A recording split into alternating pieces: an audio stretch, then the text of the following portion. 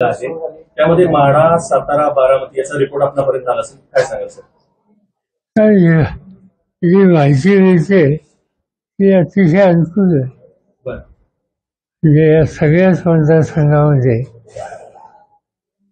राष्ट्रवादीचे उमेदवार चांगल्या फरकाने निवडून येतील असा ट्रेंड आहे. बारामती लोकसभा मतदारसंघामध्ये मतदानाच्या दिवशी मोठ्या प्रमाणावरती पैसे वाटण्याचे व्हिडिओ जे आहेत ते व्हायरल झाले किंवा अजित पवार गटाच्या एका आमदाराची भाषा पाहायला मिळाली व्हिडिओमध्ये. अरबाच्या भाषेमध्ये कार्यकर्त्यांना शिवीगाळ करण्यात आली.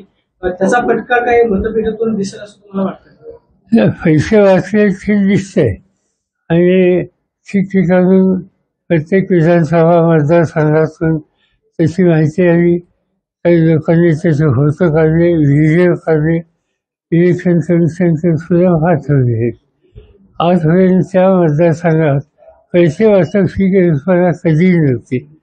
ही आम्ही हल्लीच पहिल्यांदाच पाहिली. हे नवीन कल्चर राजकारणात येते त्याचा विचार करावा लागेल नंतर शांतपणे. इंडिया आघाडीकडे पंतप्रधान पदाचा चेहरा नाही. इंडिया आघाडी जर जिंकली तर दरवर्षी नवीन पंतप्रधान पाहायला मिळेल. असं सरकार कसं चालेल असं अमित शहा म्हणतात. असं आहे की अमित शहा जे सांगतात त्याला काय अर्थ नाही.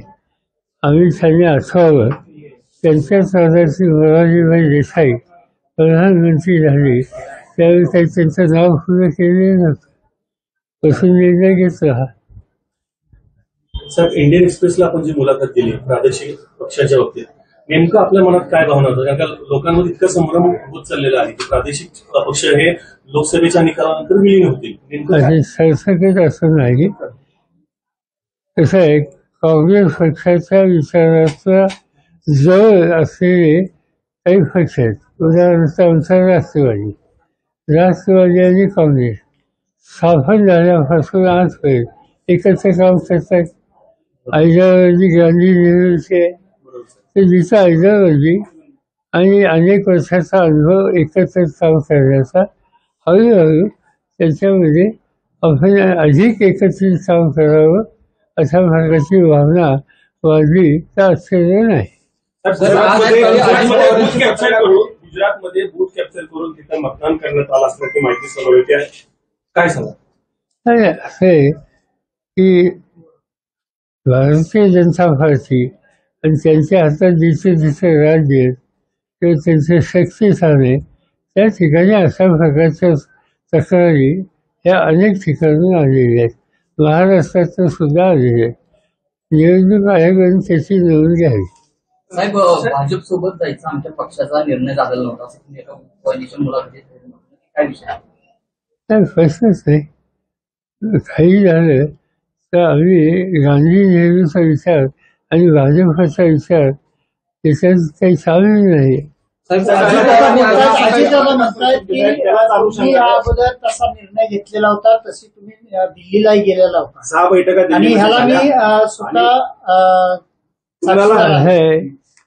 आमच्याचे काही सहकारी त्या मताचे होते. मी अनेकदा सांगितलं त्यांनी चर्चा करायची तुम्ही करा. तसं निर्णय सुचेल पक्ष घेईल आणि तो पक्षाचा निर्णय ते म्हणतात त्याप्रमाणे नव्हता.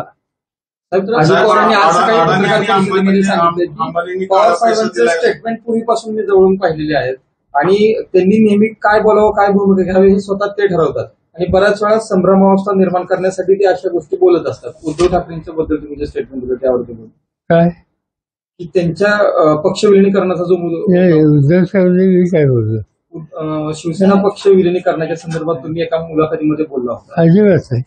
शिवसेना ही स्वतंत्र संघटना आहे. ते सरकारी म्हणून काम करतात पण त्यांनी अस्तित्व त्यांचं स्वतंत्र आहे. एकनाथ शिंदेने आरोप केलाय त्या कालच्या स्टेटमेंटच्या अनुषंगानं शिवसेनेचं पण काँग्रेसीकरण झालेलंच आहे त्यामुळे ते काँग्रेसमध्ये विलीन होतील. साहेब, अडाणी आणि अंबानी काळा पैसा काँग्रेसला दिलाय असं नरेंद्र मोदींनी स्टेटमेंट दिले, त्याबद्दल काय? नाही, म्हणजे आतापर्यंत अडाणी अंबानी हे कुणाची दोस्त आहेत म्हणून देशात चर्चा होती. आता एकदम उलट ज्यांच्याबद्दल तक्रार होती, चर्चा होत होती, आज तेच हे काँग्रेसवर दाखवायला लागले.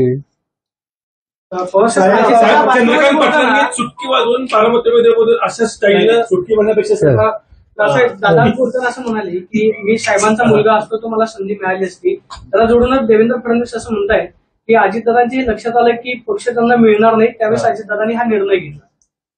मला नाही माहिती ते काय म्हणजे. साहेब, अजितदादांच्या बोलण्यात 2 दिवसात इतका ड्रास्टिक फरक झालेला दिसतोय. काल त्यांनी शिरूरच्या सभेमध्ये असं म्हटलं की शरद पवार आमचे नेते आहेत. त्या 15 दिवसाच्या प्रचारामध्ये दादांकडनं असं वाक्य कधी चालू नव्हतं, पण काल बदल झालेला दिसतोय. काय सांगाल त्यावर?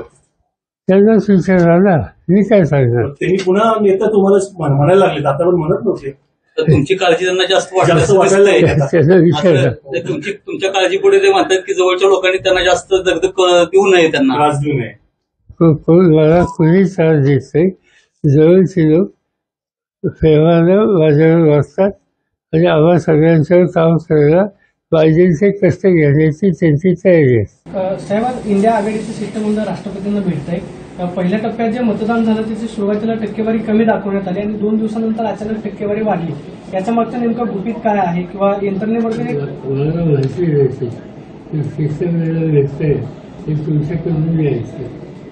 पण दिल्लीमध्ये वस्तू निकाल घेतला असेल त्यांच्याकडे त्यांची माहिती आली, त्याशिवाय ते भेटणार नाही.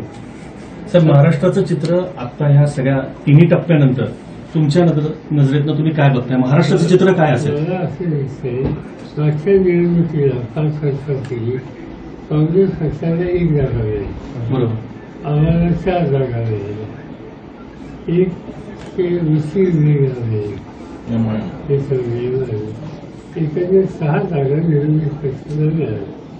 आत्ता असं दिसतंय की आम्हाला लोकांची संख्या ही 30 ते 35 त्याच्या आसपास जाण्याची शक्यता नाही.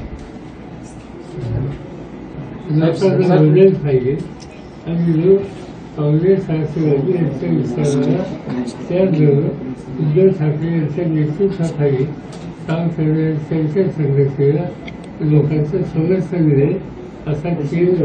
साहेब, 17 तारखेला मुंबईमध्ये राज ठाकरे आणि नरेंद्र मोदी हे वेगळं कॉम्बिनेशन एकत्र शिवाजी पार्कवर येत आहे, खास मुंबईच्या जागांसाठी. त्यामुळे मुंबईच्या जनतेवरती, विचारधारेवरती काय परिणाम होईल का असं वाटतंय आपल्याला? बघूया काय होतं. बरं. समजे मोदी साहेब त्यांच्यावर जात आहेत, त्याचा मोदी साहेबांना कोणाची मदत झाली. हा, त्यांना आत्मविश्वास त्यांचा कुठे गेलेला आहे हे याच्यातून स्पष्ट. राज ठाकरेंची मदत घेतात मोदी साहेब असं थोडक्यात.